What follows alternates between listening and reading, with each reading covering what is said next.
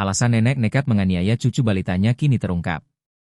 Peristiwa meninggalnya seorang balita di kota Kediri sempat membuat warga heboh. Hingga akhirnya misteri penyebab kematian balita tersebut terungkap. Polres Kediri Kota menetapkan satu orang tersangka dalam kasus meninggalnya balita NIZ atau bernama lengkap Muhammad Al-Fahriza Muhtar, 3, warga Kelurahan Ronggo, Kecamatan Kota, Kota Kediri. Korban ditemukan meninggal dunia di rumahnya pada Rabu, 15 April 2026. Tersangka diketahui merupakan nenek korban, Sumilah, 64, yang diamankan sejak awal kejadian.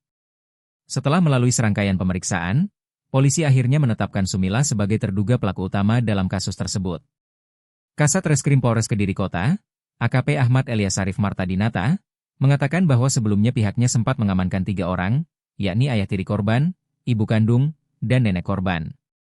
Namun, dari hasil penyelidikan, hanya nenek korban yang ditetapkan sebagai tersangka.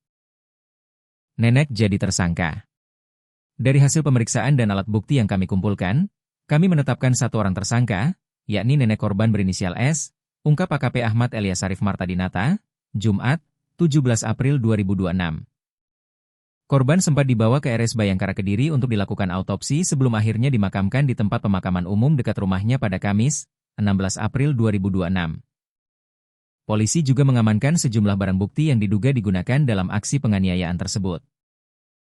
Barang bukti itu diantaranya potongan kayu, paralon, bak mandi plastik, serta pakaian milik korban.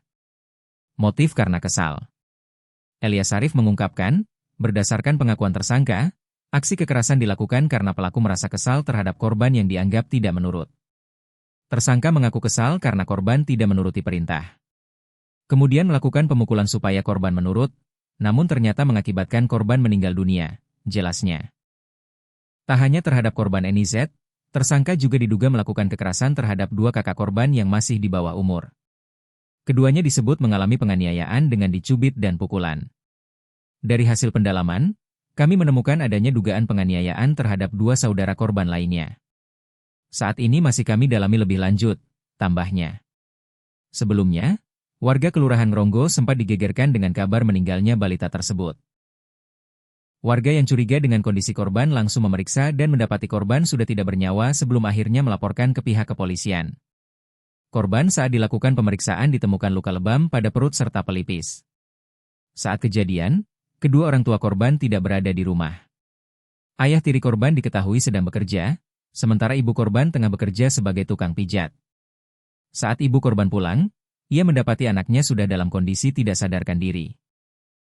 Kemudian melaporkan ke tetangga ternyata setelah dicek sudah meninggal, pungkas Eliasarif.